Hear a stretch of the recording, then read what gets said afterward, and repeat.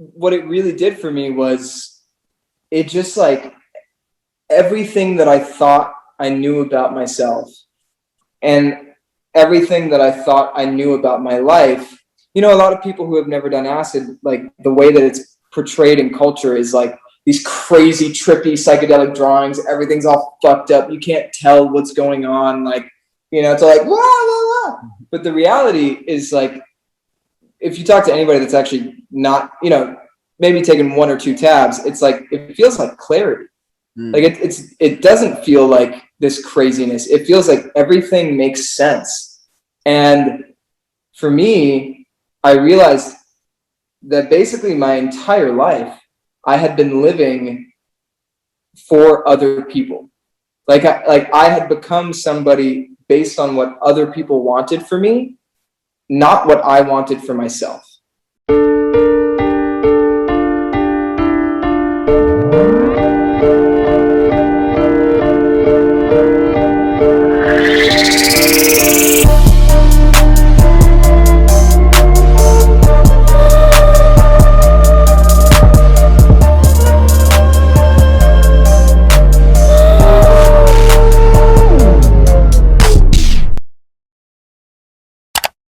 If I may, as they do on Clubhouse, I'd like to do a quick reset. So Axel, thank you again for joining us. We really appreciate you making the time. Yaya, thank you for moving your schedule around. I know you had some conflicts. And thank you, man. So much. So as you guys know, we're on a Zoom call, and currently all 4 of us are showing. What I'd like to do, kind of in the background, I'd like to leave you 2 or you 3 to have your conversation. I'll be making notes and soliciting some questions for you, Axel, on social media, and then I'll chime in from here and there. But I'm going to go ahead and step out and let you guys continue. Cool.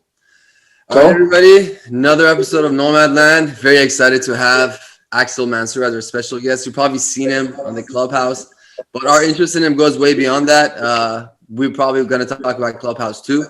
But just his story was had a lot to do, a lot of similarities with my story or our story with Yaya, the whole background, a lot of stuff that, you know, I noticed we have similar. So just wanted to get him on and have a conversation. So glad to have you here. Great to be here, man. Yeah. Perfect. Welcome to the show, big dog. I guess what I want to ask you is, I would imagine, I don't know, but I'm sure there's a lot of people that are reaching out to you, and I want to know, like, what is it that made you say yes to the call? What is it that you graced us with your presence today? What was you know, that driving force? I want to get closer to that part of you. Yeah, the offer of $10,000 cold hard cash up front, that definitely helped. I would have done it for 7. They should have reached that. Yeah, this guy's trying to negotiate with me. No, it was really you know, fun. He reached out to me and just like shared a bit of his story. You know, it was basically just saying, you know, like a lot of the shit that you went through. Can I swear? Can I? Yeah, I can. Yeah, I can fucking swear. Almost anything. Please. So yeah, just like, you know, he shared about a lot of the shit that he went through, you know, as a kid, and just like that our backgrounds are so similar. That was really cool. You know, I don't meet a lot of people, especially like people who are trying to interview me. Yeah. Who have had a similar life experience. They're usually like, wow, that must have been so wild. You know, like they don't, you know, so I thought it would be really interesting to have a conversation with somebody who can relate on a direct level, you know? Yeah. And also, you know, it's fucking cool to do an interview with my brown brothers. Like I've done a lot of interview with white people. That's beautiful. There's certain things that you won't connect with, you know, on certain levels, you know, with like as far as like, experiences in life as a brown person, exactly, for sure. And it's true. And while because I read that email too, and while it's a very particular and specific pain, it is also a very universal pain, and especially like I think an immigrant story in many ways as well. It's the shit that you go through, and and the reality that you have to face with. So I guess that is probably the area that we got to explore today and we want to be in, you know. I'm sure there's a lot to talk about the work and the career stuff, but I think if we can keep it personal on many levels, that would be beautiful. And we'll get to the career stuff will work its way in through that. Yeah. For sure. No doubt. Yeah. So, the acid trip maybe is a perfect start. Can we start with that? And I'm only saying that because you already talked about that. Yeah. Always a great place to start.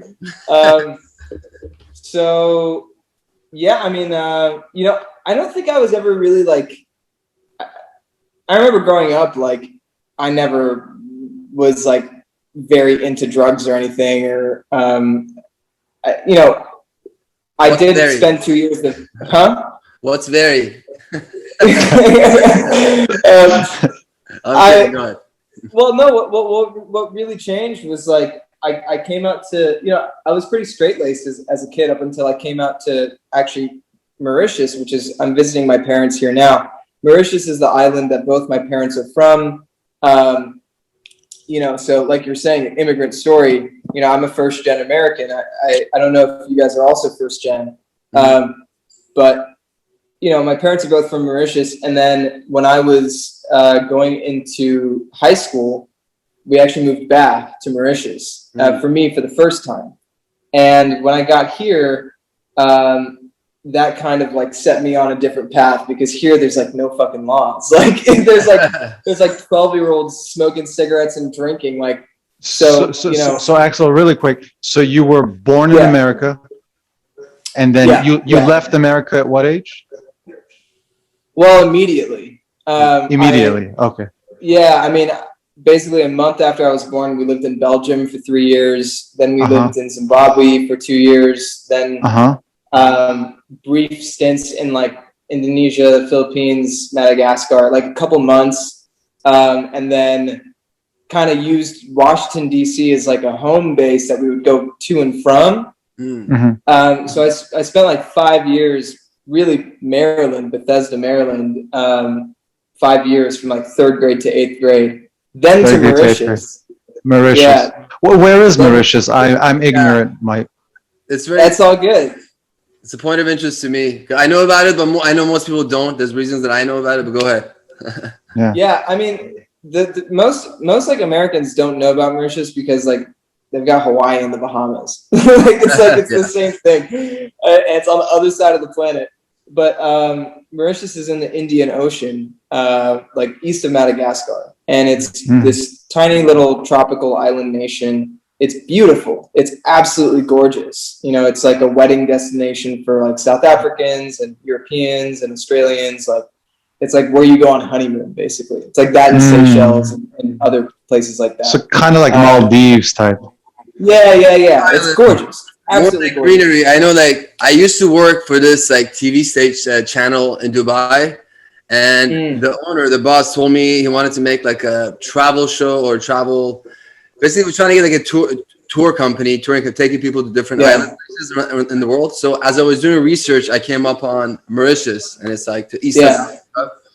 And I'm like, this place is beautiful. It's one of the places I picked. But then also I realized that we're Iranian background, and last king, his father, who was great for the country, he was doing a lot of stuff. He was nationalizing a lot of like the oil in Iran, and he was doing great things for the country. So the British, they kicked him out and they took him to Mauritius, and they're like, it was a British colony. So they're like, you have to live there for the rest of your days. And so I've always heard of it as a child. So it was very interesting. Oh, wow. So that's the island Reza Shah went to? Reza Shah.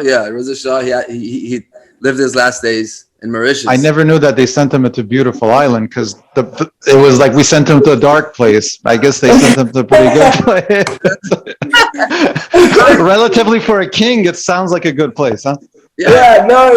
Like at least living on it. Probably fine. Why there out of nowhere? We got to look into that. Because it's fucking far away and it was a British colony. That's why. Oh, that's why. Yeah. Gotcha. But back to... They basically like removed him from his seat of power because he was doing... He could have made Iran too powerful, and they were trying to keep it as like a colony. Just a Look at you classic knowing your fucking- colonial history, man. I mean, colonial history is like y'all are trying to do some. Y'all are trying to like empower yourselves. Fuck no, not while we're around. Exactly. And this is the macro version of this micro story that we're talking about right now, man. I mean, it comes from that space. That's where it probably got you to do this show. Beautiful. It totally works in, man. I mean, it's everywhere. So acid. so basically, you know, it's interesting because I you know, if you had asked me when I was like 15, 16, would you do acid? I would have been like, nah, I wouldn't do acid. By the way, you're gonna see my dad for a second. You walked in at the perfect moment. What about and Pops? he's not wearing pants, so I'm covering the camera. That's our clickbait right there. We need that, bro. Yeah, exactly. Just move the finger for 30 seconds. Did the viewership just like skyrocket? Axel Mansoor. First news. So basically, this is for your own good. I'm protecting you. So Your dad or us? for you. Did I take my pants off to make things more cool? Average. just in case, yeah.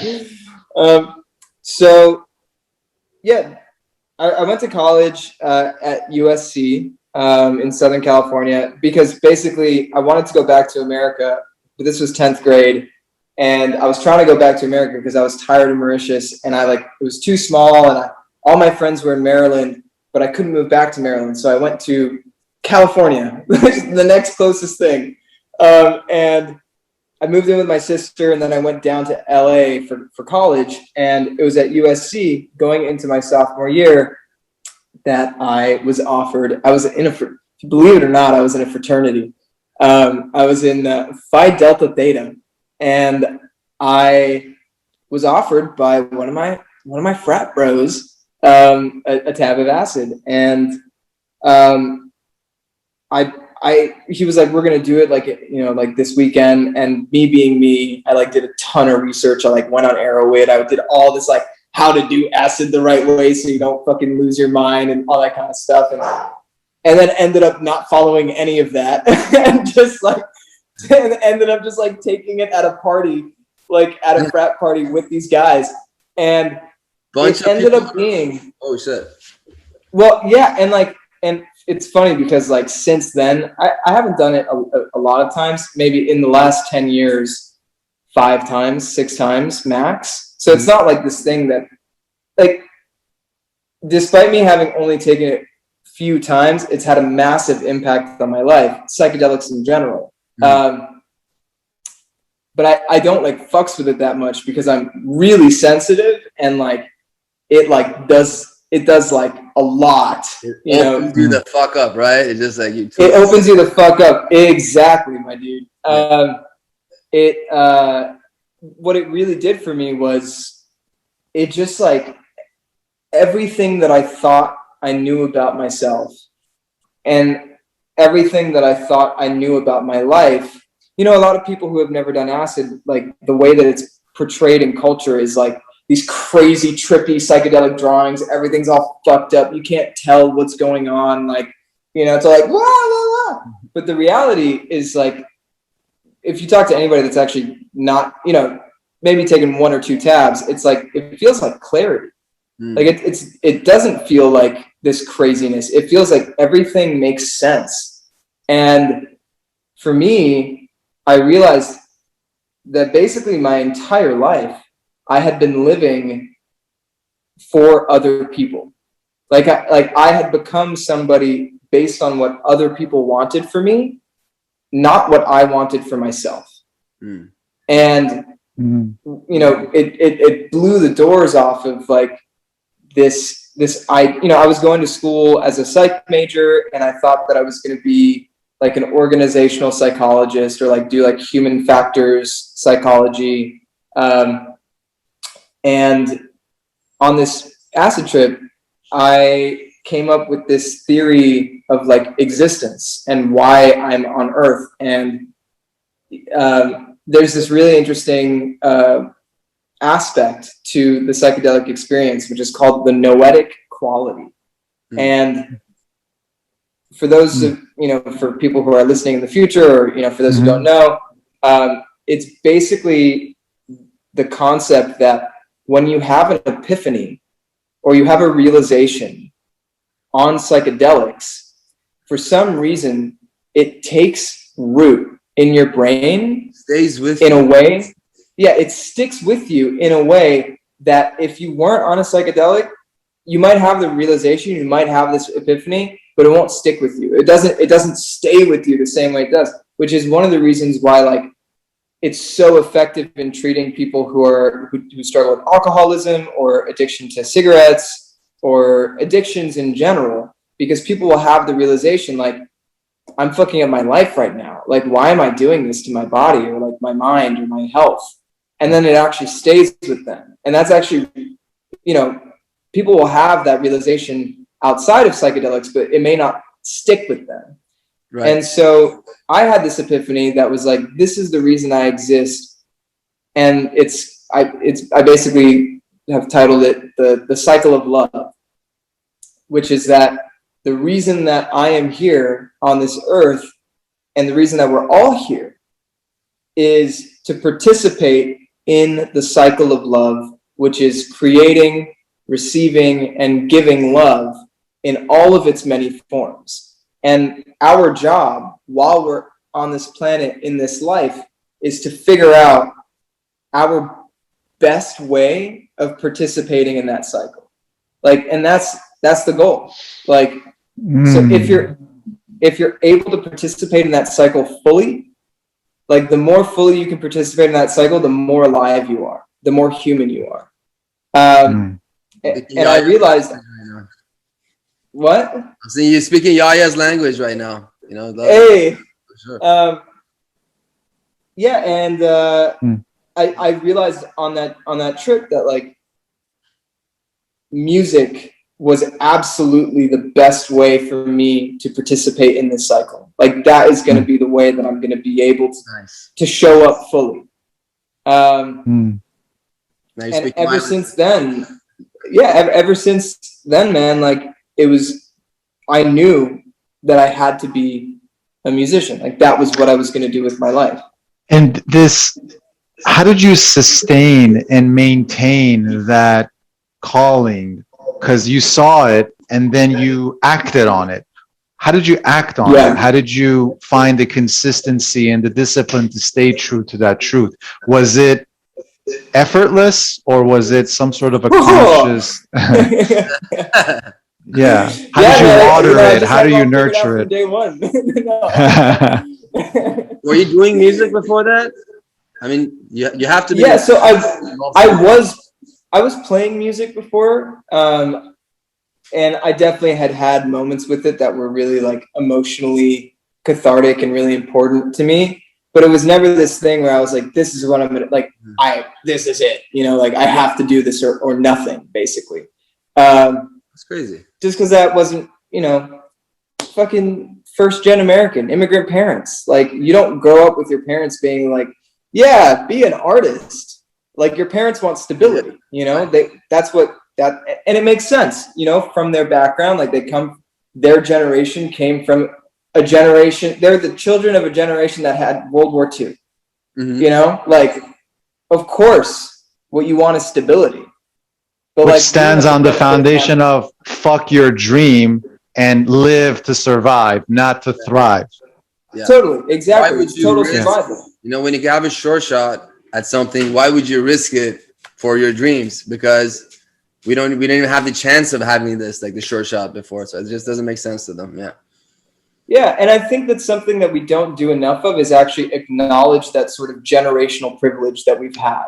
Like, yes, our parents fucking worked their asses off to be able to provide that structure and stability and support so that we could be like, I want to live my dreams, like, and they paved the way for that, for a lot of us, like, if they hadn't, then even if, most people, it's sort of like, when you're struggling for your basic needs, for food, shelter, water, like, you don't have time for dreams. You don't have time for politics. You don't have time for any of the bigger shit. It's Maslow's hierarchy. Even spirituality.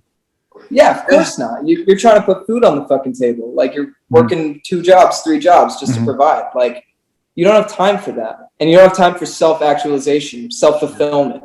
Like, there we go. And that's what our parents did. That's their generation, like, created that stability so that we could, you know, have the privilege to chase our dreams. That's why I see, like, me being a musician is like, it's my mission. It's also a privilege. And the thing that I have come to understand many, many times is, like, instead of being ashamed of privilege, and instead of being like, oh, I shouldn't tell anybody that, you know, I have this or whatever, like, you call it or out. just feeling guilty that you have it. Yeah. It's like the worst thing that you can do with privilege is squander it, is waste it, is not use it. Because that's the real fucking damage. Because you have this beautiful gift, and if you don't use it, like, then you should be ashamed. But if you're using it, and if you're putting it towards something productive that's trying to, you know, help you and the people around you, like, that's a beautiful thing. Why be ashamed of that? Like, it's a gift that your parents gave you, whether or not they knew it, you know, consciously. Sorry, I kind of went on a rant. It's good. It's a good rant. My mom, like, even recently, a couple of months ago, after everything I've done in my career and everything, she's like, you know, sometimes I wish you just would have had an office job. I'm like, what? Why would you say that? I would have killed myself 3 times already if I had an office. You know? Yeah. They're just like, they don't get it. It's a different thing. It's a different thing. And that's the thing, is, like, you can appreciate it even if they can't. Yeah. You know? But it's so like, cool that it flourished into this, because I've heard many times of people who've had experiences on psychedelics that changed their path. But for you to not be involved with music and then all of a sudden, that's my goal and that's my path, that's really cool. Yeah, I was around music for sure. Like, and my older brother is actually a very successful progressive metal musician. I don't know if you have any friends who listen to prog metal, but he's got a band called Periphery, and they're like, you know, he's like a very successful musician. He's 7 years older than me, and I always wanted to be like him. But he like actively was like, don't be a musician. Like, don't do it. Like, get a normal job. Like, even that, it was kind of weird, because he would encourage me to, like, he's the one who, like, told me, like, go play guitar. It'll make girls like you. And he was right. Like, he also would be like, don't try to make money off this. Like, don't make this your career. Like, get a normal job. Like, same kind of deal as, like, you know, kind of a parental, like, don't do this, it's unstable. Did you look up to him? Did you look up to him? Absolutely, dude. He was my idol, you know? Like, I wanted to be like him. So for your idol to tell you to don't do what you love must have been confusing too, no? It was brutal. It was fucking brutal, you know? Like, for years, the voice, you know, everybody has that voice in their head that is like, you suck, you're a piece of shit, like, you're never going to amount to anything, like, fuck, we call it, you know, like, you know, people call it the critic, right? Everybody's got the critic in their head. And one of the most interesting things that I learned through therapy, and it's something that I always like to ask people, is we all have that voice in our head, but we don't often think about who that voice actually is. Like, is that voice actually your voice, or is it somebody you know? And for that's me, a very big philosophical debate, by the way. Yeah, well, for me, I realized that it was mostly my brother. Like, it was my brother's. I thought it was my voice, but it was actually me stepping in for my brother. It was me doing his role, you know, taking on the stuff that he used to tell me, and like being like, oh no, don't worry, I got this. Because if anybody can break me down, it's me, you know, like. And I had to, like, really separate and be like, oh shit, like, that's not really me. That's like the shit I internalized. Because and the most like, dominant message, and the most dominant message of that voice was, what was the message? That you should or shouldn't. It's just like, you're not enough. You're not enough. Like, you're not enough. Like you don't have what it takes. Like you don't even try because you'll fail. My oldest brother fucked me like that. I wanted to get into acting too, aside from music. And he told me years ago, he's like, what are you thinking? Like, I'm an actor, you have an accent, bro. And then like, I'm like, he's probably right. He knows best. I was like 15, you know, he's 25. Yeah. And he told me, you know, he got me, you know, it took me like years to realize what the fuck was he talking about? No, he was wrong, you know, but you know, it sticks with me. It fucks with you, you know, especially when it's someone in your family and they're older and, you know, you respect them and you're like, and also, I don't know about your brother, but like for me, the whole world seemed to be like, Misha's a god. That's his name, Misha. It's like, everyone is like, Misha's a god. Like he's everybody fucking, he's always right. Like, yeah, you know, so like it was both of them. Right? You know, no. But not everybody doesn't think that, but he thinks that. But go ahead. Yeah.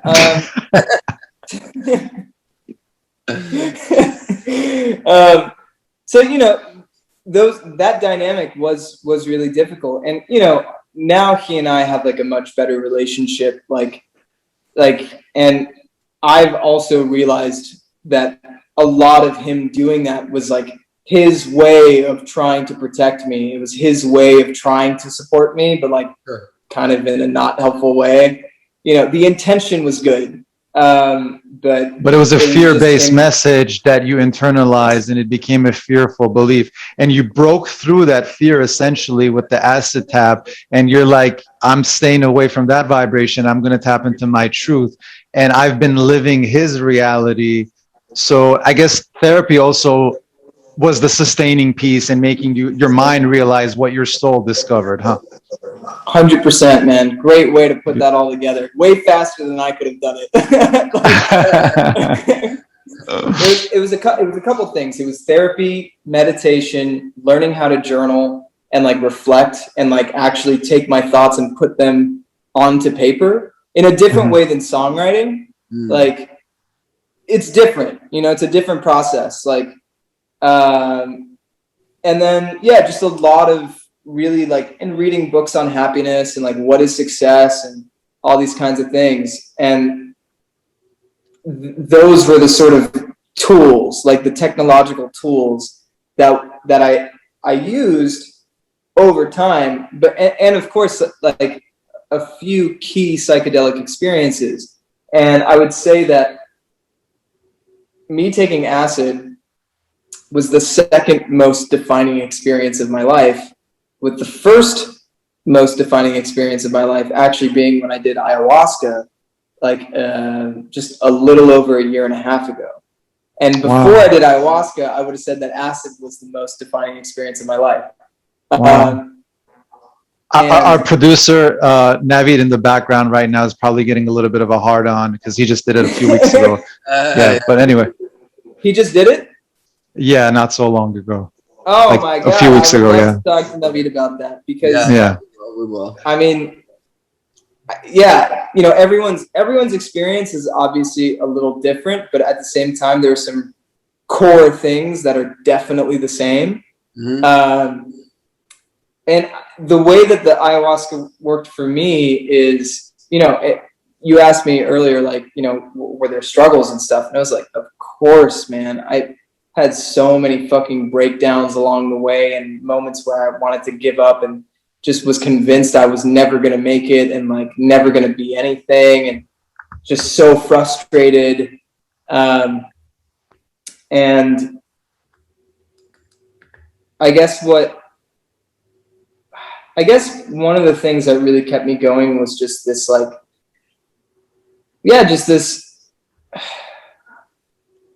it's like no matter how close I got to giving up, I just couldn't. You know? I just couldn't because there was nothing else that I actually wanted to do. There was nothing else. There's nothing else. Like everything else just pales in comparison. For sure. I feel that, man. So maybe that you just go, and I've felt this. And I even like semi gave up on music one time, and it took me like, there's nothing else I want to do. Nothing else makes me happy. what are you talking about? You know, so I just jumped back into Yeah. the best decision I ever made. But continue. How long were you in that space where you kind of like almost gave up? I was well. It took like a year to make that decision because I was in a bad financial situation and I was living abroad. I was in Dubai, and then it was just a lot of confusion in my life, and it was also an age thing. I think I was like, I don't remember how old I was, but it was just I was in that space, and then family and other factors kicked in. Come back, work, you know, get another career. So I was thinking about it, you know, and I was thinking about it, and then I'm like, I was depressed as shit. I'm like, I don't like doing this. I hate this. I hate my life, even though I became very successful at my other job that I was doing. So I made. What were you doing? I was real estate, and I still do that. I still have the real estate business, but I was also in a very toxic relationship, and my ex hated me doing music, and in love with that. Shout out to Miss you. Yeah. So everything kind of like hit me at the same time. Axel, one of my biggest fears in that moment was like, do I really gotta fucking do a best man speech? And what am I gonna come up with? Because I can't fake that shit. You know? And this dude was about to kind of get married. I was like, fuck. Yeah. It was like three things, a trinity of like family, her, and then me being like depressed about like the music and everything. So they got me. I bounced back. Damn, man. And you got out of that. That's beautiful. Yeah. That's not easy, man. No. Yeah. Like a lot of artists. Yeah, he dodged bullets like Keanu Reeves in Matrix. Yeah, seriously, man. You saw the Matrix. But sometimes it's necessary, right? When that happened, you know, I'm never gonna think that way again in my life because I just know for a fact. Like, you know what you said, how psychedelics do some things for you that you just get it. It's there with you, it sticks with you. Same thing. So that stuck with me. The feelings that I went through, I know for a fact that I'm never going to go back to that. And this is what I was meant to do. Yeah. And you bring up a really important point, actually, just in sharing that, which is like to anybody listening, like when I share my story, this is not like, if you follow these exact steps, you'll have the exact kind of experience that I had. And therefore you can, you know, you'll find success in this way. Like, you don't need to do psychedelics to have this kind of experience. Like, you don't have to, it's not like if you don't want to do psychedelics, you're fucked. Like, there's so many ways to come to these kinds of realizations that are not that. And so I never want people to be like, oh, this is a playbook for success. It's like, no, everybody's got a different path. And that phrase is repeated so often that sometimes it loses its meaning. But like, the point is that like, maybe here's another way to think about it. It's like, no one knows what the fuck they're doing. and like, you know, you just keep trying stuff until it works for you. Yeah. And it's sort of like this big game of trial and error. And that's the most honest thing anybody could ever say. And when I was looking up your profile, bro, and I noticed that you aren't afraid of speaking your truth. You're like open about everything.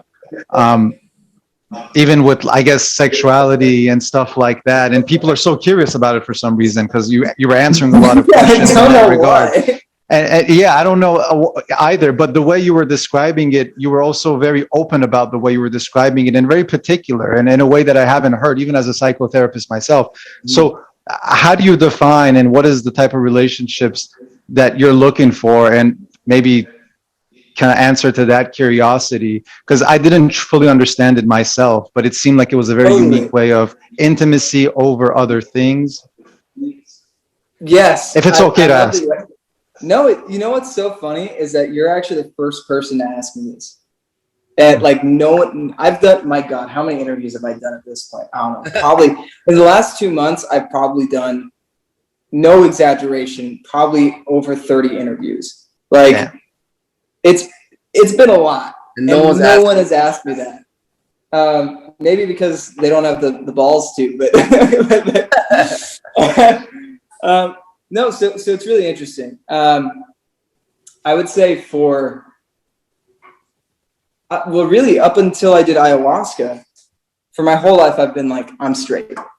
I'm fucking straight. Like, I like the most classic definition, just like, I only like women. That's it. Like, not really into anything else. And I was also in a relationship with a girl for 10 years. You know, she and I, we broke up in October of, well, yeah, just this last October, you know? So we were dating from 19 to 28. But 2011 is when we started dating to 2021. Well, I guess that's 9 years. So 9 years. And I remember when I did my ayahuasca journey, there was a bunch of things that happened. And to be honest, like, this was maybe one of the smaller moments, but I had this moment where I was like, holy shit, like, I might be bi. Like, and it was this moment where I was like, oh, I might be bi, but I also don't really know what that means and all this kind of stuff. And I was just like, but it felt right for some reason. It was just this thing that felt like, it was like, yeah, that makes a lot of sense, actually. And then I remember I actually, like, after the journey, I went and shared that with her. And I guess our relationship was not in a very good place, but she didn't take that very well. Can you give me the right quote of what she said? Yeah.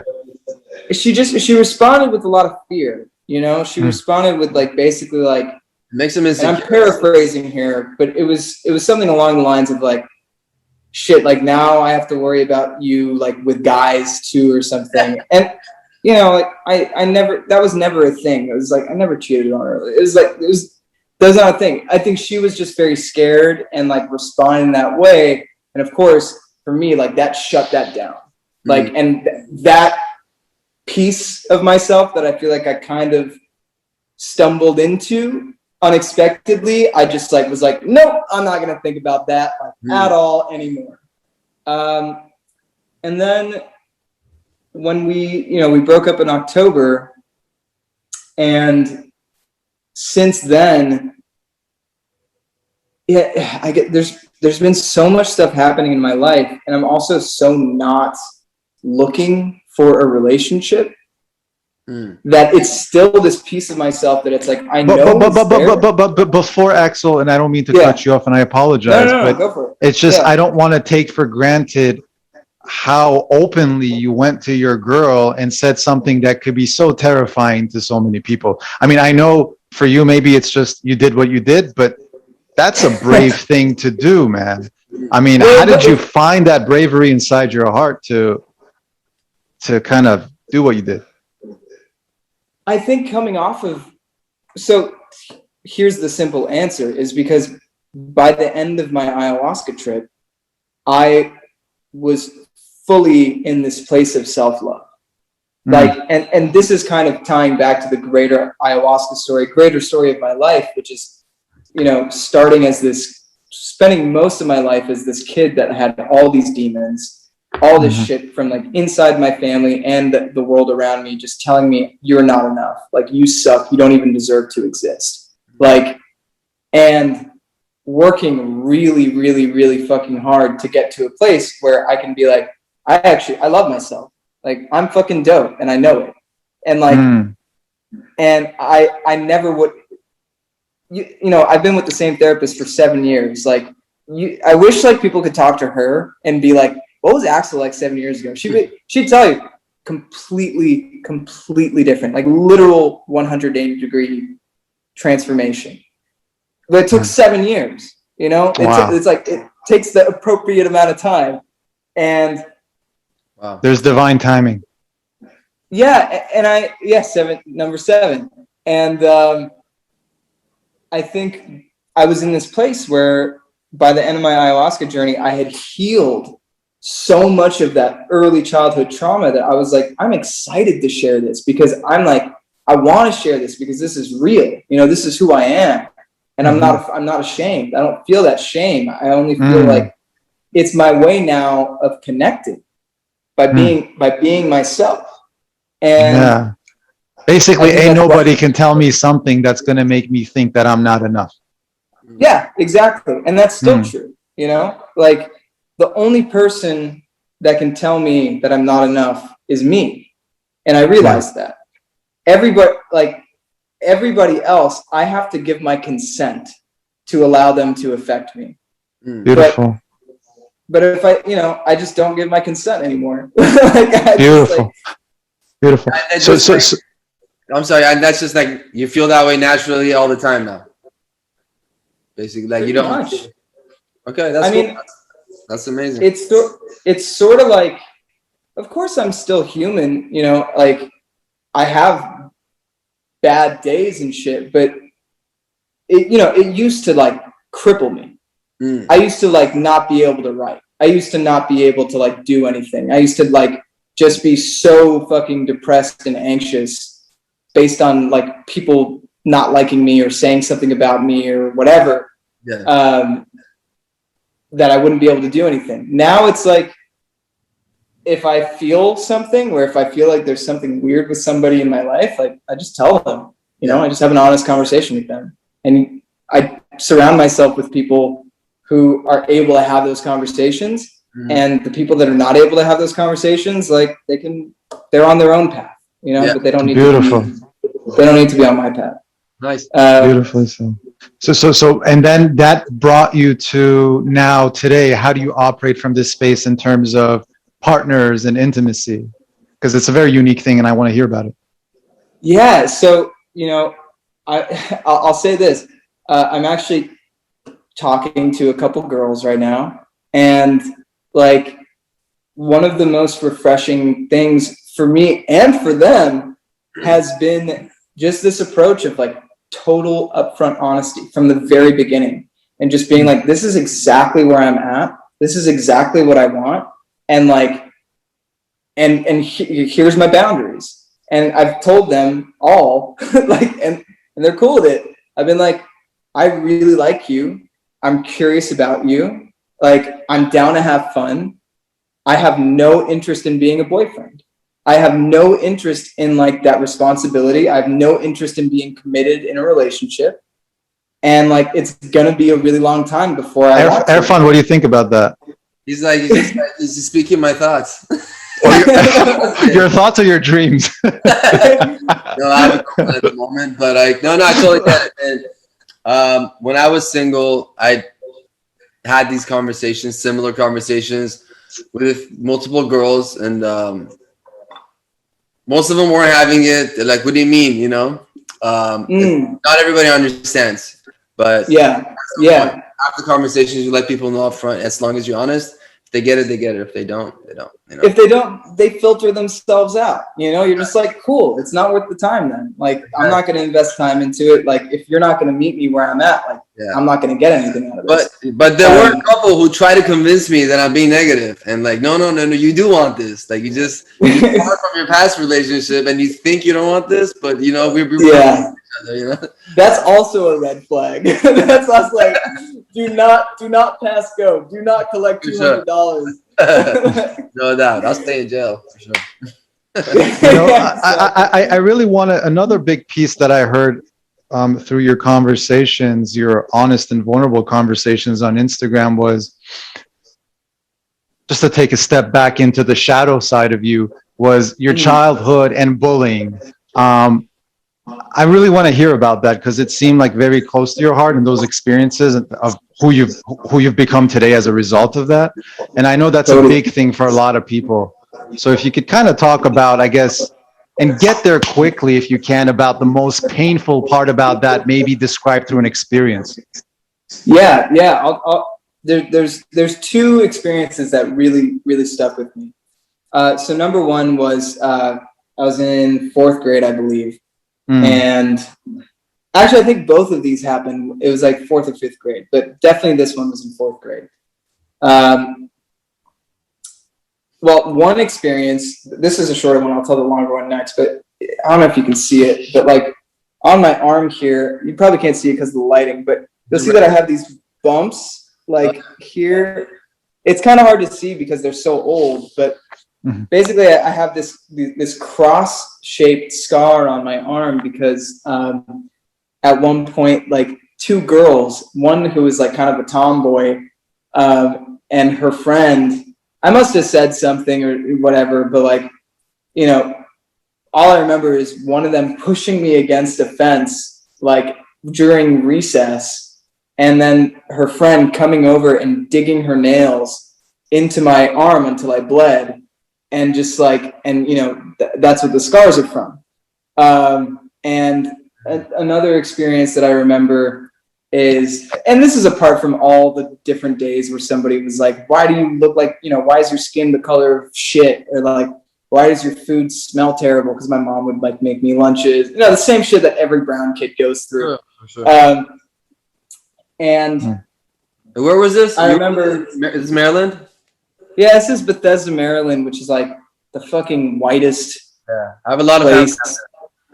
Yeah, you know, like, Hmm. I don't know why, because I've talked to some people who are like, wow, that's weird, I never had that experience. And then I've talked to other people who are like, that's totally what Bethesda is like.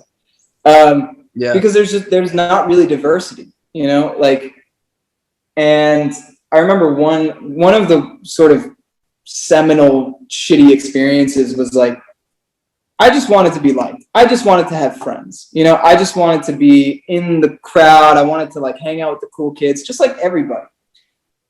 I didn't realize that the cool kids, they accepted me into the group as like the kid that they would just make fun of, and just like a punching bag. Yeah, I was the punching bag, and at one point they decided to reveal to me that I was the punching bag by basically being like, all week I remember they were talking about how they were going to have this pizza party sleepover, which when you're in 4th grade, it's like the greatest thing of all time. You know, you're like, video games, pizza, sleepover, like, is there a fucking cooler thing? I don't think so.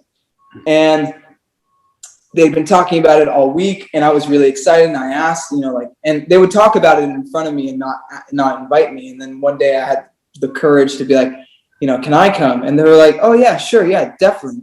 And I was so excited, I remember, because I was like, oh my God, they're gonna let me come. And then the day of the pizza party, I think it was the Friday, they, you know, they're like, oh yeah, it's canceled. It's not happening, like, for whatever reason. And I was really sad, and I went home, and I was like, okay, like, you know, that sucks. And I went home, and I remember like we had these like old, you know, the microwave burritos. I would always like microwave a burrito after school and watch like cartoons when I got home. And I was doing that, and I was like eating like one of these microwave burritos, and the phone rings, and I pick it up, and I just hear this like massive party going on. And I'm like, what's going on? And then one of the kids just like is like, hey, is Axel there? And I'm like, hi, it's Axel. And they're like, ha ha, we're having so much fun without you. We just wanted to call and let you know that we're so glad you're not here. We're having the party. And then just like click and hung up. And, you know, just shit like that. And I remember like as a kid, just like breaking down, and just like, because I thought they were my friends, you know, like they really fucking made me think that they liked me.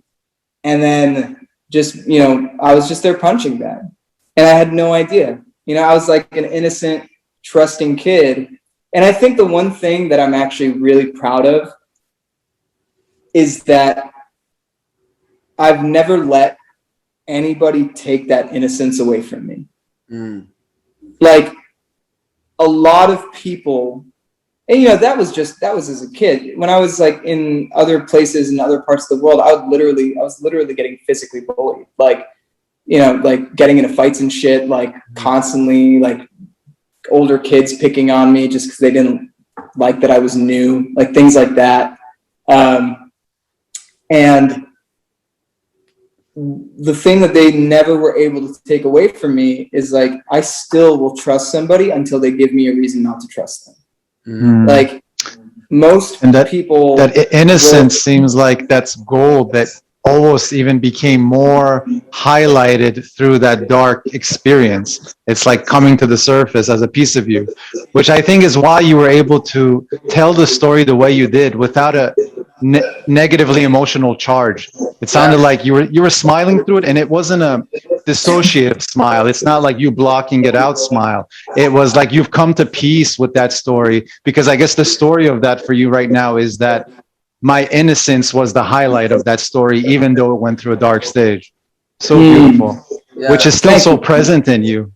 for sure. Like Thank zero you, blame man. on me. It wasn't my fault. Anything of it. I was being good, you know. So yeah. Yeah. And I think And, that was and the one of cross things on the that- hand is almost biblical, by the way. Yeah, it's weird. It's weird that it looks like that, but like When you were saying the story, I thought you were gonna say like I imagined it because you said a cross before. So I'm like, they put me by the fence and the girl like drew a cross on my arm, you know. I thought it was like some kind of a religious like racist. No, I mean they were just being mean, you know. Yeah. I must have said something. I must have called them something, but you know, I was getting beat up so much and bullied that, like, you know, when you get beat up, and one of the truest sayings that I've ever heard is like, hurt people hurt people. Yeah. Like, and I'm sure that those kids at home must have had something going on, like their parents must have had some fucked up shit happening or whatever, like, and it sucks. But one of the things is that the ayahuasca journey really helped me realize that when we think about forgiving others, one of the things that we struggle the most with, I think, actually is actually forgiving ourselves. And can you say that again? I'm sorry. One more time. Yeah, when we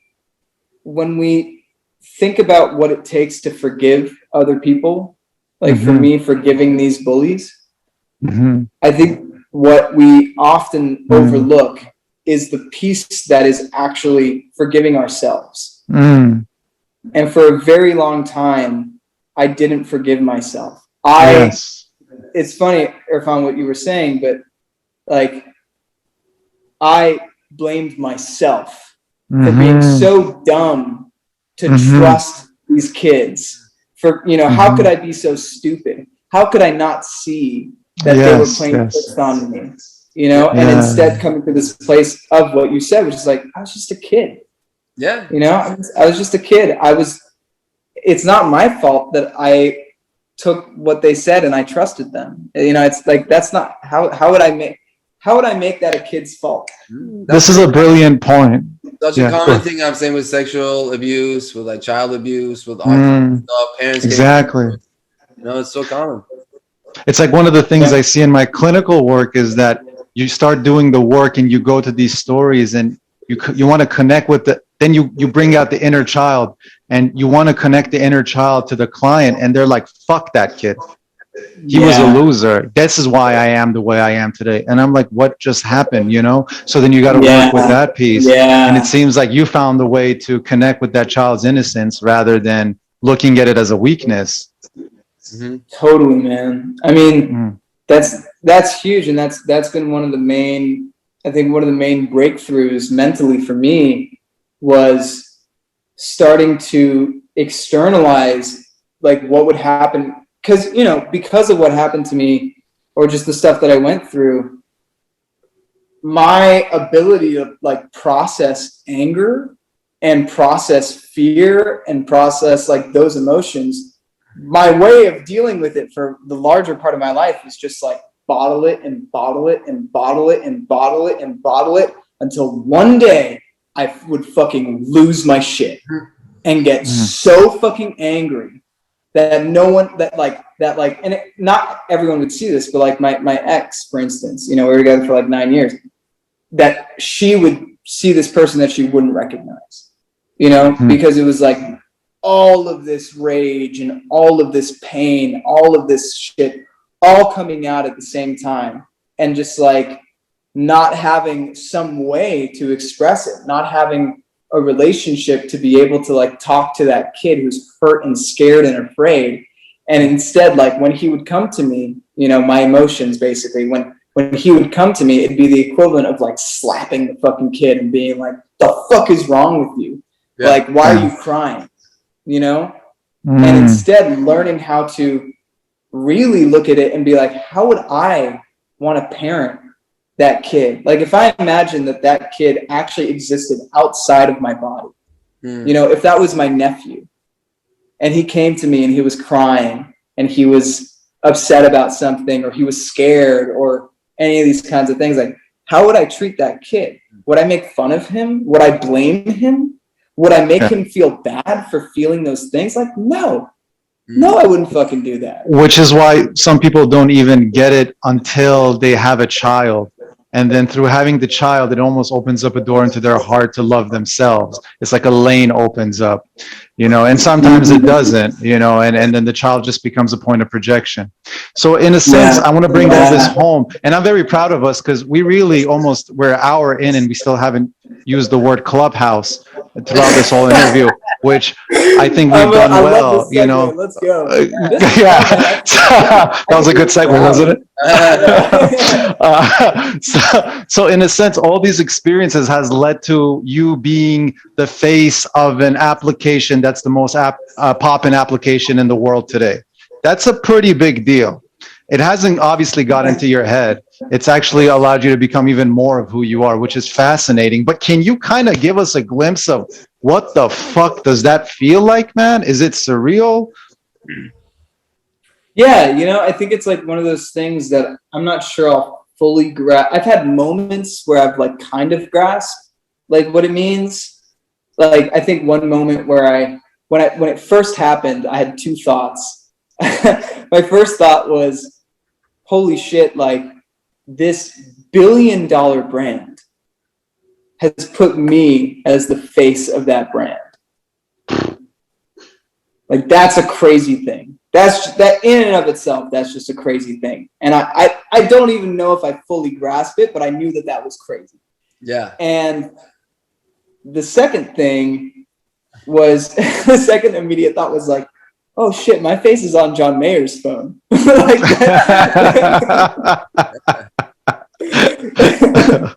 that's true. Because I mean, now that we're in touch and we kind of semi know each other.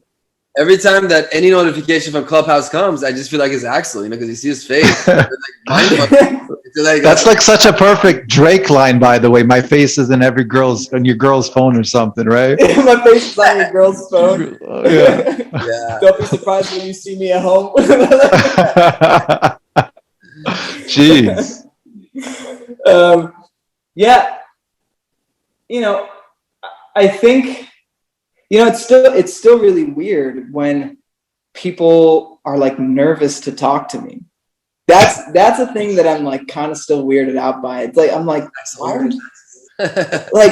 why would you be nervous to talk to me? Like, I'm like the least intimidating person I can think of.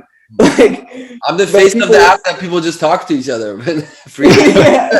Yeah, exactly. Like, but people do, they get nervous and they're like, oh my God, it's such an honor to meet you. And I'm like, why? I'm just a fucking dude. Like, what does this mean? And I think, I've been in that position. I had the fucking chance. John Mayer came into my club, he came to Lullaby Club, and I was that person. I was that person where I was like, like, is that how it all happened? You made the Lullaby Club and you just kind of sing in that room and more people would come there nightly. How did it happen? Yeah, man, it happened totally organically. There was every time somebody asks me, how do I become the Clubhouse icon? In short, my answer is don't think about it. Like, do something that you love, that you would be willing to do, whether there's nobody in the room or 10,000 people in the room. Like, and if you can find a way to do that in a way that not only helps you, but helps other people, where you're creating a win-win situation where it's like, basically that, then it won't matter whether you're Clubhouse icon or not. You won't give a shit about it, because that's not why you're doing it. I didn't do Lullaby Club to become the icon. Like, I did Lullaby Club because it's fucking fun and it's what I love doing. So you did a club, and then, like, I don't know how to use Clubhouse. Like, I just been on it. Like, yeah. So on Clubhouse, there are all these rooms, and you go in and out of these rooms, and that's where people hang out. And each room has its own theme or topic or whatever. Sometimes they don't have a topic. It's just people hanging out. I started doing rooms pretty early on the app, just singing songs to people because I like singing songs. And I would do it late at night because that's usually when I would be done with sessions, and I'd just be fucking around. And especially in COVID, being able to like talk to people and then be like, hey, what's your name? Dope. Like, how's your day been? Blah, blah, blah. Cool. Like, I'd love to play you a song. Then I'd play them a song. Then they'd be like, oh my God, that was so fun. Thank you so much. Like, it was this real moment of just authentic connection. And that was enough for me. You know, I love that. Like that at its most basic level. And I would do that. And at first it was me just setting up a room on Clubhouse. I'd call it like single serve serenades or like, you know, just whatever, just random fucking titles. And then more and more people started showing up. And then people were like, that's like you're singing lullabies. And I decided, okay, let me make a club, because people were like, yo, you should make a club, because if this app blows up, this was back in September, if this app blows up, like, you know, clubs are hard to make, so everyone will want a club, so just have one just in case. I was like, all right, what should I call it? Well, everyone says I'm like singing lullabies, so I'll just call it Lullaby Club. It was not a thing that I thought about too hard. Like, none of this was like planned out. None of this was like me overthinking and overanalyzing, which is absolutely what I do in every other piece of my life.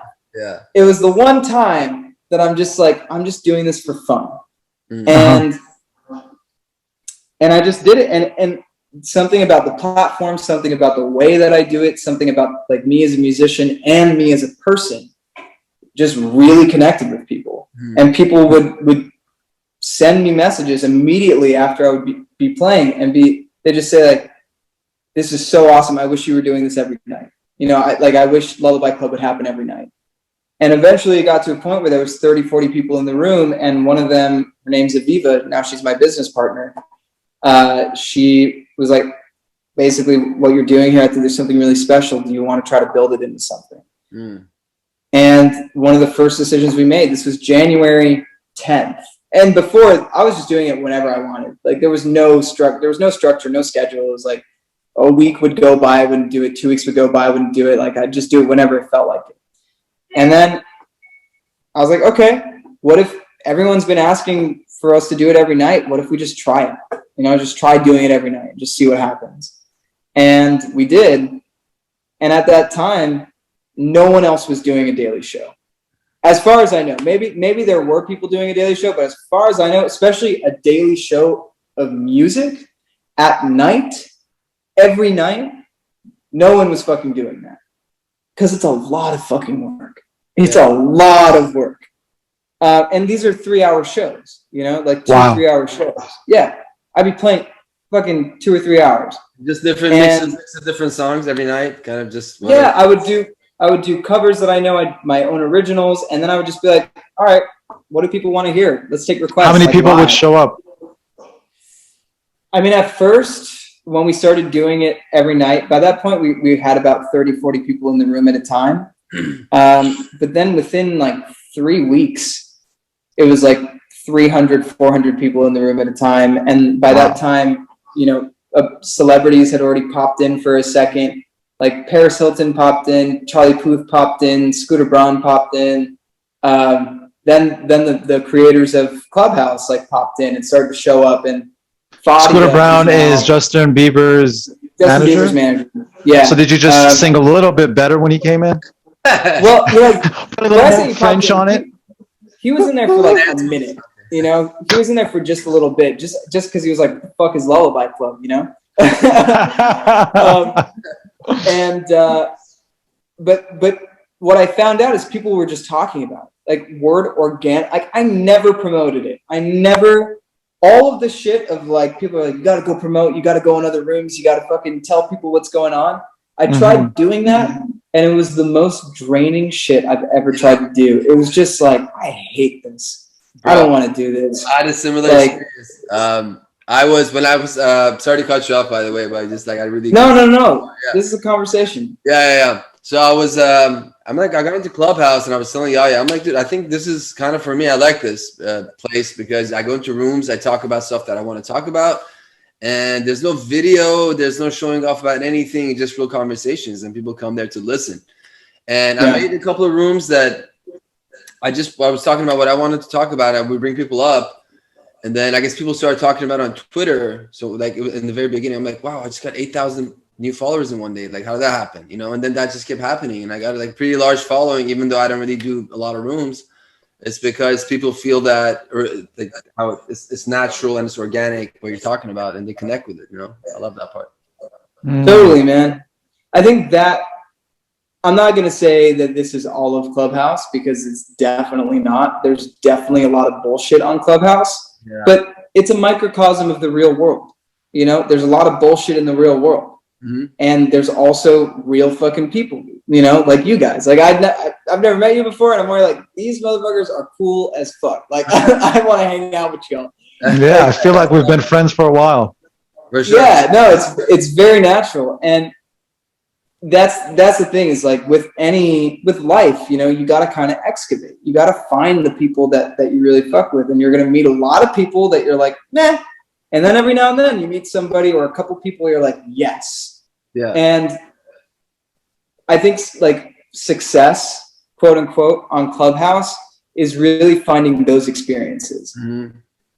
Having followers, it's vanity metrics, man. Exactly. Yeah. It doesn't matter. But there are a lot of cloud chasers. I need to add my 2 cents about this part. That there are a lot of cloud chasers on there that I see, like they go into every room and they're just like, I'm like, if you're not an expert on something, you don't have to talk about it. And they're always like, and I saw some people in different rooms, and the conference starts by, yeah, you know, because the business that I do, that we promote, I'm like, the room's not about your business. Yeah. What are you talking about? This and that in Dubai, and I got this artist and that artist. Like, you're just trying to like plug themselves in, like, so, like, you know. Yeah. And there are a lot of rooms now that it's about, I mean, it's people's interest. They're allowed to do whatever they want, but games and just a lot of stuff that to me is a waste of time when you actually can have great, valuable conversations with people. But yeah, I mean, you can have, again, it's a buffet. You can have whatever you want, but like you might want to know what you're eating. Yeah, you know, like you might want to know what's you know what it's actually made of, so that you can be like, this is what I want right now. Yeah. But a lot of people go into it being like, I'm gonna have this kind of experience, not knowing how to get there. Yeah. And you need to find the right rooms for you. You need to understand like that the fucking, you know, there's certain rooms where it's just people trying to plug themselves. It's just fucking clout chasers. Like those rooms definitely exist. Yeah. And you got to find the spaces where it's not about that. So Axel, then the Clubhouse people came and saw your dedication, so I guess your energy is perfect for what they're trying to kind of display in the world, right? So then they offered you something, they messaged you with something. Was it a contract? Is it like, what was it like? How did that happen? There was only a photo release. There was no contract. There was no like, it was just like, you authorize us to use this photo in our social media and all this kind of stuff, and you can't, basically we're not paying you for use of this photo. Okay.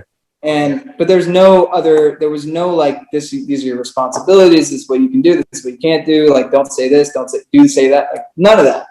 So there's no expectations or anything like that.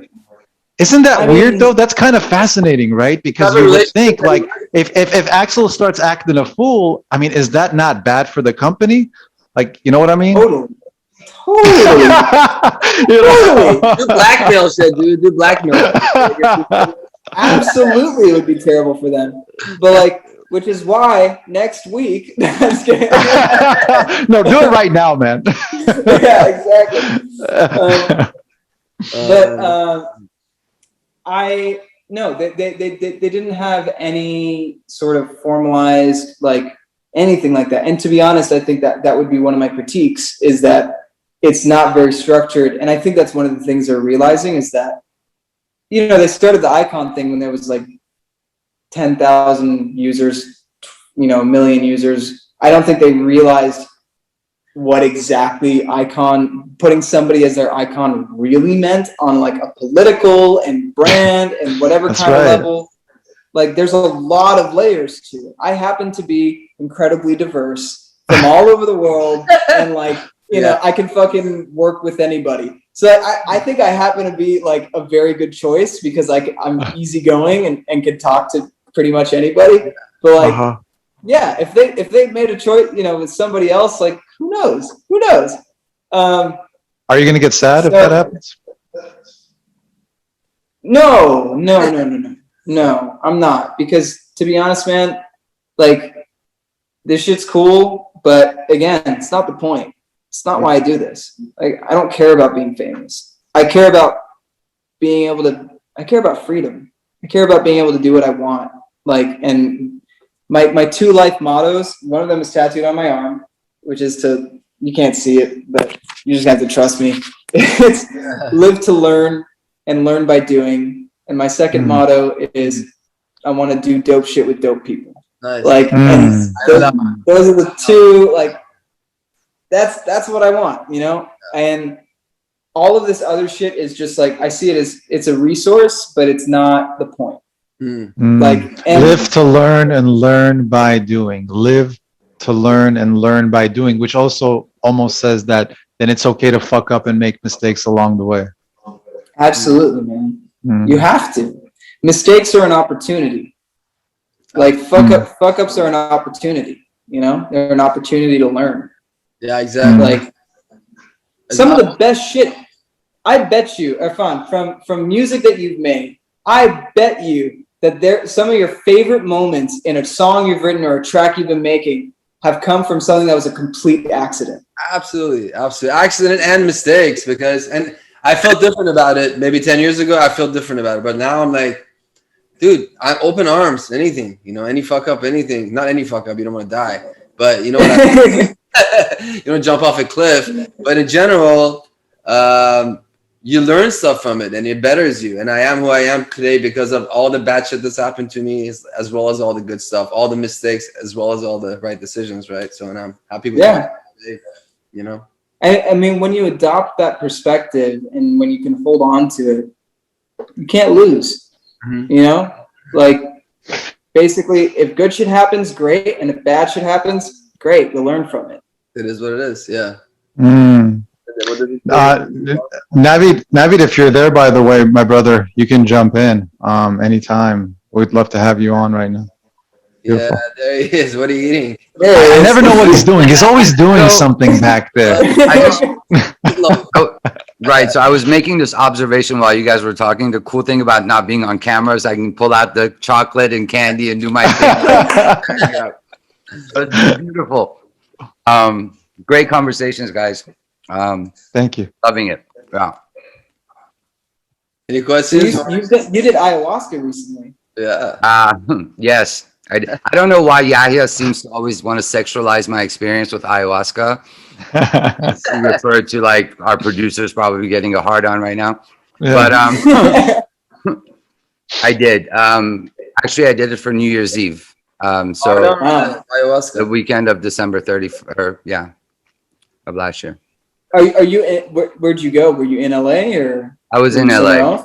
I was in LA. Yeah. I had shared with my brothers here that was actually something that sort of shocked and surprised myself by doing that, because I've always wanted to go to the source and I always wanted to make the trip, you know, to Peru and the Amazon and such. No judgment. I did mine. I sort of I sort of judged people that did it in LA. I was like, what?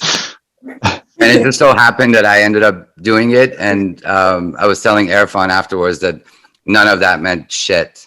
Like, yes, it would have been a different experience in the Amazon, but the experience that you get from the medicine itself, I can't imagine it would have had a different effect on me had I been. Yeah, well, I mean, to me, it's like a lot of people, and again, I'm in the dark. I've never tried it. I've been wanting to do it for some time.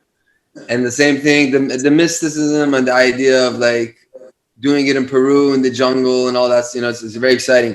But the issue is right now in LA, there are a lot of people doing ceremonies, and I've met so many people that call themselves shamans, and I'm like, yeah, I didn't use that term so lightly, bro. Like, you know, like, you know, because I served ayahuasca 4 times, and so I'm just a little scared because I see a lot of people like, I do not want this motherfucker to guide me in my You know what, man? I think that skepticism and that sort of cautious approach, like, good on you. Like, I honestly think that's smart because it's such a powerful psychedelic. It's such a powerful experience that, like, you do want to be careful. You do want to be cautious. Like, it's not a game. You know, this is not the kind of thing that you would take at a fucking party.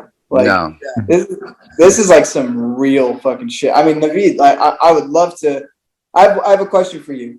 So you're 2 weeks out of it, right? No. I'm almost 4 New months. Year's.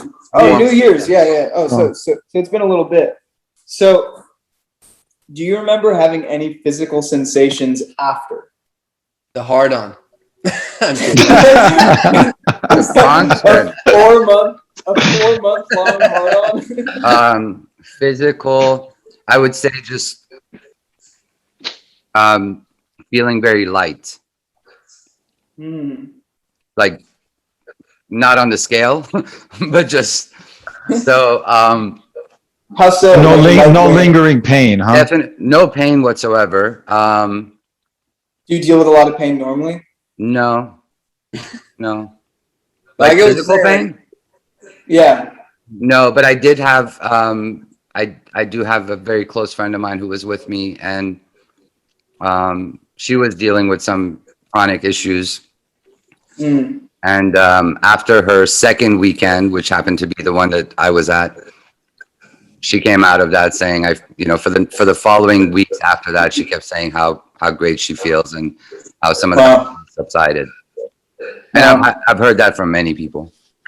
Yeah. Yeah. Would you do it again? 100%. 100%. But I also think I got so much. I also feel that I received so many lessons that the integration is not going to just end at any point. It's just a constant thing.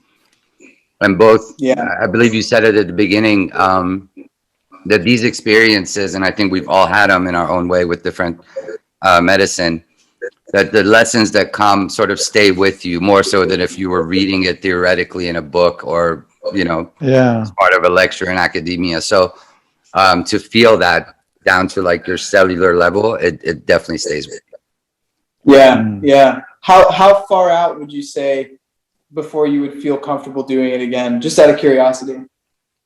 A year, 2 years?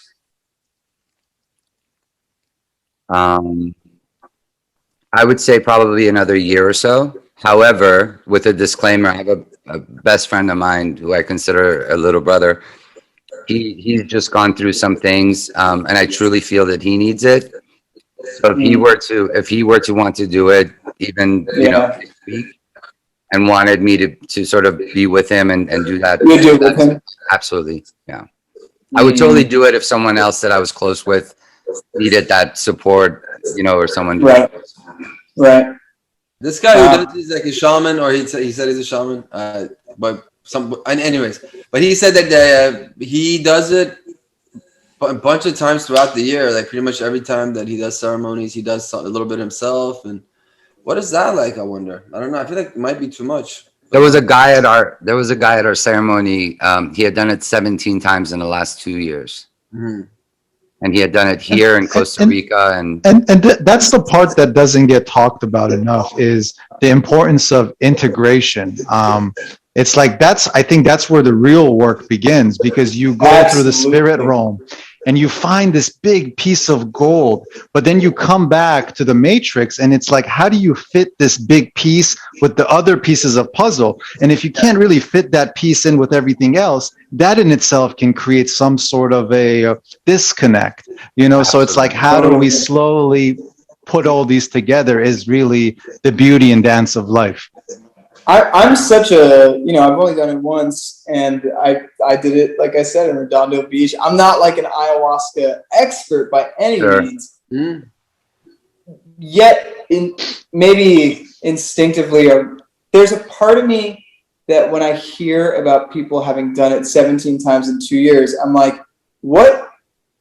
Like, that seems... You should have reached God already by that time. Like, it's like either there's some part of this that I just don't understand, and there's like something that you really are getting, or like bro, you're missing something. Like, I'll tell you what it is, Axel, from my experience with some of clients. It's the subconscious belief that I'm broken and I'm continuously broken, so I constantly got to fix. It's not that there's this gold in me that's coming out and let me see how can I utilize it. It's like I constantly got to fix myself, you know, and some fixing is happening, but it's the underlying of I'm broken. Right. And speaking of integration, like I think this is why I like talking about psychedelics, because I think the nuance of like the integration and like actually taking the lessons is very often overlooked, and very often just like people want a magic bullet, right? Like they just want to be able to take the fucking thing and then your problems are gone. And it's like maybe for like 3 months, and then you just need to do it again, you know, and then you just need to do it again, and then you just need to do it again. And then it's just a different kind of dependence on a different kind of substance. Yeah. And like, are you really getting anywhere? And in my opinion, no, you're not. Like you're just trading one substance for another. But people are like, oh, wow, ayahuasca, you must be like some fucking level 99 Super Saiyan God. Like no, it's like you're just like finding some other substance to abuse, basically. Like, but I can't really speak to that because that's my perspective, my limited. Everybody's on their own journey. Ayahuasca novice, like everyone's on their own shit. But that's I kind of call my radar, or my bullshit alarm kind of goes off when it's like, that's a lot, man. Like I know. For something that powerful, that's a lot, dude. Yeah. 17 times. Because my experience with psychedelics has been that they open you up to the point that you have the opportunity to work on yourself and make some change, and that's what you have to do.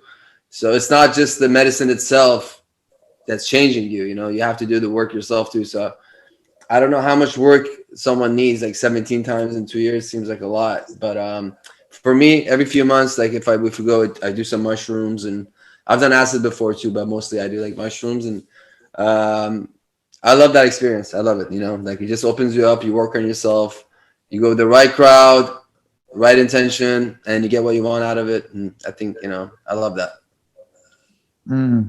I have a question for you. How connected were you to your, I don't even know if your person called him or herself a shaman or a guide, but how connected did you feel with that person?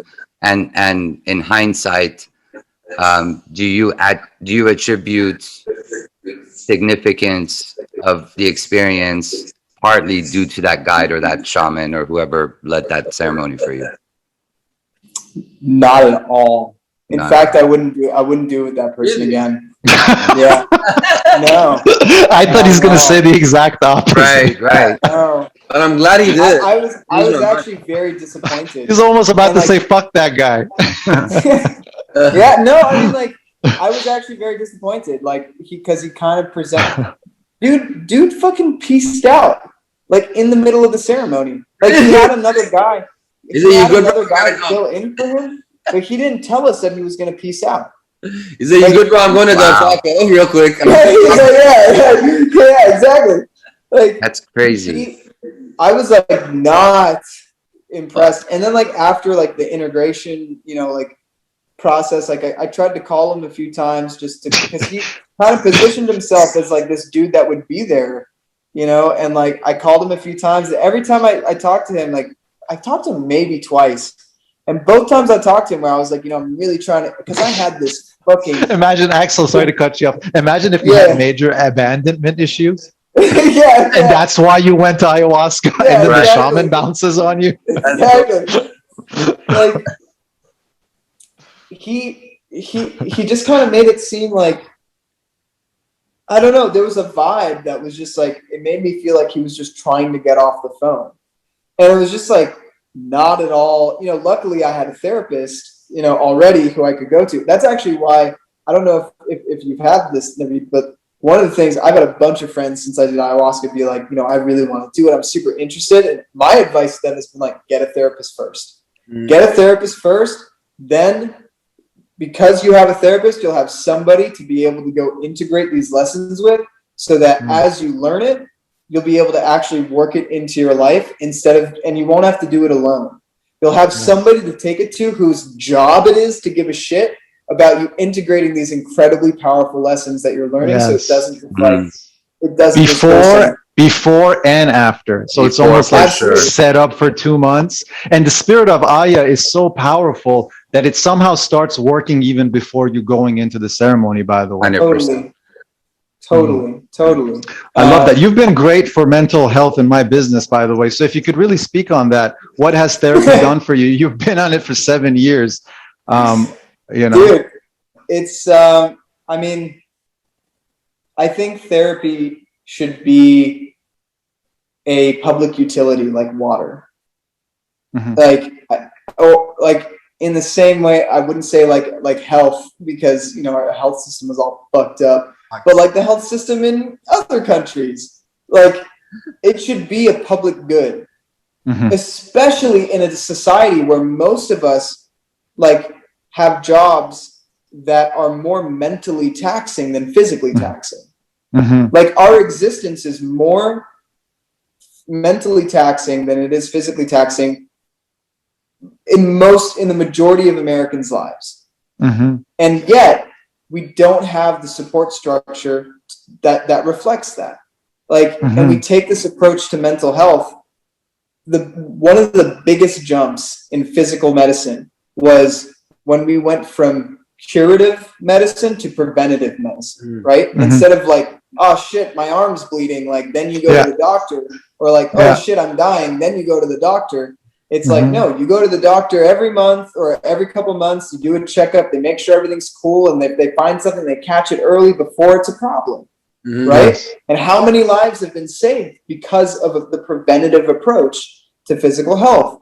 And yet there's so much taboo around therapy and mental health that most of us, including myself, I am part of this problem, only consider therapy in our dark night of the soul. We only go at the very fucking end of our rope when it's especially as men, and especially as men as a minority communities. Like it is so looked down upon to take care of your mental health before it's a problem. Like, and instead it's like, it'd be like, no, you're only allowed to go to the gym societally when you're already obese. It's like, no, that's fucking dumb. You go to the gym when you're already healthy. Like, it'll be so much easier to maintain. You won't have to work as hard. Beautiful. But like, if you're already struggling, like, how much harder is it to come back from the brink? Because you're already in a bad place. And the realization for me was that what's even more painful than the pain that you're experiencing is thinking that you're on your own and inside your own head and your own shoulders. That's more painful than the pain, whatever the pain is. And the moment you get to kind of share it and have somebody hold space for it, or a group, it doesn't even become big anymore. It loses its power. And that's what we need to normalize. And to segue that, that is why I make the music that I do. Like that in and of itself, the point in making the music that I do, like the song, that I made about being bullied, Kids Can Be So Stupid, is not me being like, it's all going to be fine. It's not me being like, let me put a nice little bow on this and say, it's, and everything's good in the end. Or like being like, there's no necessarily like me being like, here's the moral of the story. And yet there is a moral, because just in sharing the pain, just in being like, I went through this fucking bullshit, and being willing to publicize that through my music and put it out there, let some other kid know who's getting fucking bullied right now that he's not on his own, that she's not on their own, that they, if they feel if they don't identify either way, they're not alone. Like, and as soon as you no longer feel like you are isolated in your pain, the burden of that pain is so much less, because you're like, you know what? It's not just me.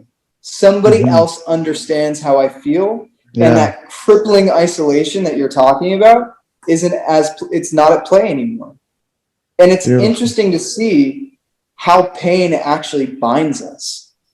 You know, how pain actually creates the opportunity for connection. That's why I say, again, like mistakes, obstacles, pain, like these are things that we think of in society as bad. And it's like, it depends on the situation. But there's a way to look at it where you're like, actually, there's something beautiful that can come from this. And Absolutely. I think sharing your pain. And I want to echo that really quick. Like symbolically, even speaking, it's that the idea is that God created a human being in order to love himself or herself. And the way that we love ourselves is to see where the pain is. And that becomes an opportunity for love to flow so we can experience God. So in a sense, it's like the realization is God can be discovered through pain and something major can be flourished. Right. And again, it doesn't have to be through pain, but seeing pain as only this thing that's only bad. It's an opportunity. It can be an opportunity. Like one thing that another song that I put out, you know, and this is all coming out on my EP, which is called I Had Never Loved Myself. And that drops May 7th, and I'm super excited about it. But the second song from it is that song, I wrote this when I was mad. And one of the things, you know, that in the chorus is me being in a kind of chill. Would it be hacky to ask you to sing it, or is it? No, I mean I could do a little acapella. Could you please? Like David, what do you have prepared for us tonight? But considered you do it on Clubhouse, I'm sure it's kind of easy. Yeah, the first verse goes, this morning you heard me, I tried to be better, I wrote it in my journal, I drafted different letters, turned over my responses to show you I mean it. This cycle that we're caught in, don't know if I can handle you fucking bitch. Nice. Damn, you can really sing. I saw on Instagram. I love it. Yeah. And then you guys should work together. Yeah. We're going to make it happen. For sure. And then Nice. the second verse is like,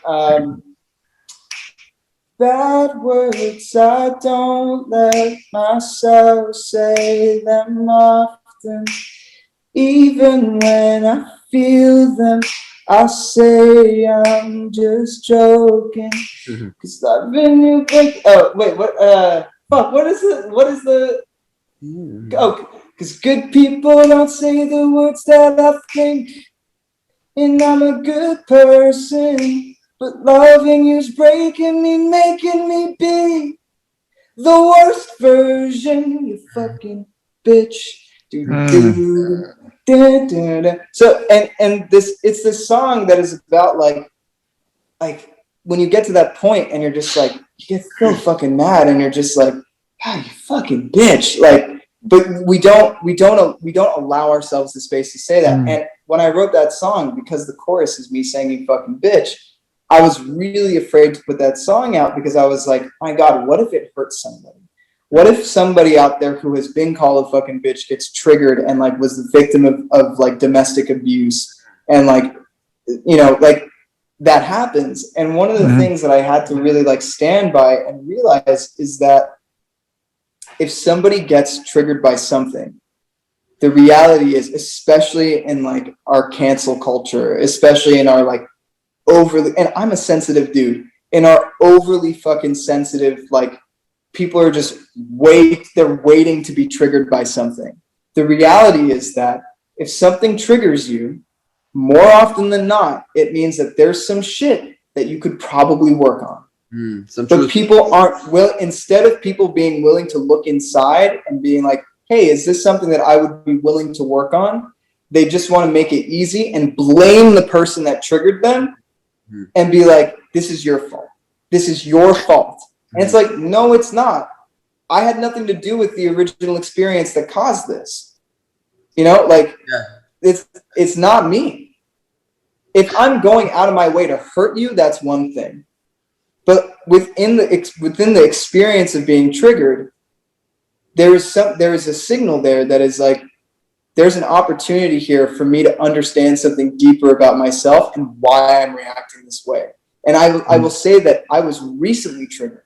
I had a fucking full-on panic attack because of something that happened in a Clubhouse room. And it is tied to some mystical shit that I don't know if we have time for. I'm happy to talk about it, but like, it's tied to some mystical shit, and it really fucking triggered me. And you can ask my manager.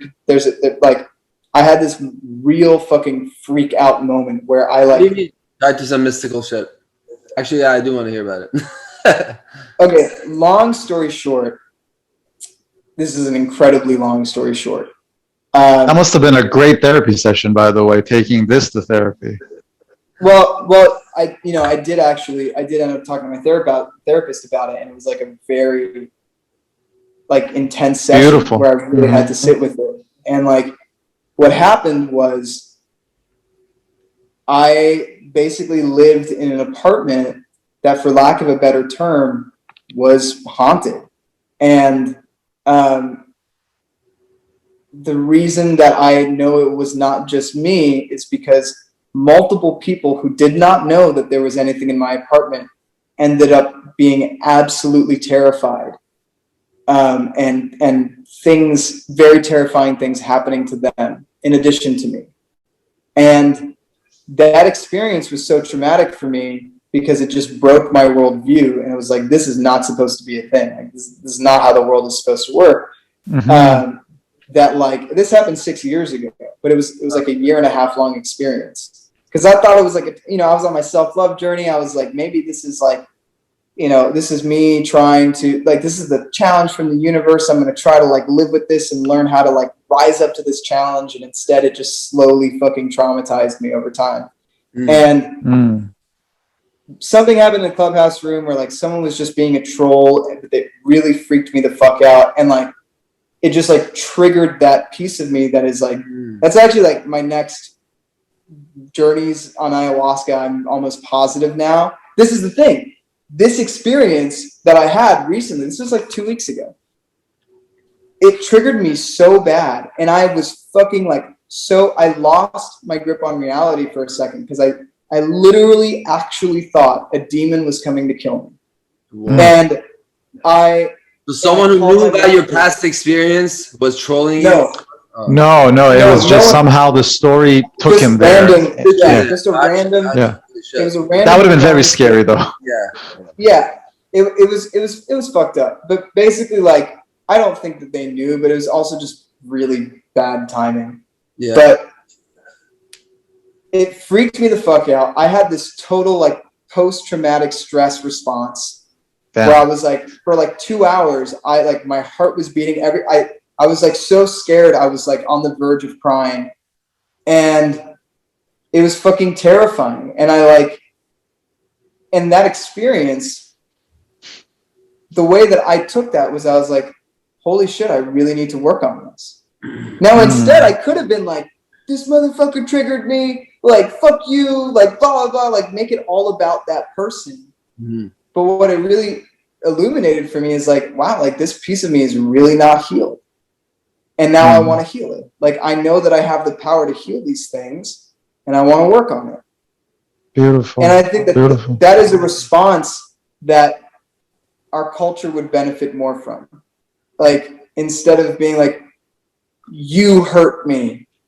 Well, they're going to say something a little bit more deeper than that, Axel. So to what you're saying and how beautifully you're saying it, the cancel culture would say what you're saying is exactly what the abuser says right now. And like the abuser says the same thing. You're just being triggered and all that. And it almost shuts down people like me. And we almost can't speak on what you just said. And that's a painful thing, but it is what it is. I mean, these things are, nothing is black and white. Everything is shades. Exactly. Like, there are some experiences that are so overwhelming that of course you're still triggered by them, but that doesn't mean that you can't heal from them. Exactly. Like, and if anything, it's sort of sad to be like, it's disempowering to be like, there's no way I can ever heal from this. Just It's takes way one more more ceremony yeah. I mean, Or 17. or 17. or 17.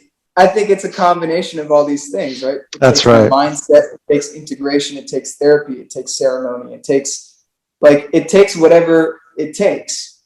But the willingness to try and the willingness to want to heal, that's the thing. Those are all methods. But the willpower and the willingness is the most important thing. And if you have that, you'll find your way there. Like, but That's beautiful. Unfortunately, I don't think that's part of why, I try to be outspoken about this kind of stuff, because my hope is not that I will change somebody's mind, because I think that's futile. People don't, I can't change anybody's mind. The only person that can change somebody's mind is themselves, but what I can do is be myself to such an extent and such a degree for such a consistent amount of time that they can't ignore that somebody like me exists. And they have to factor that in.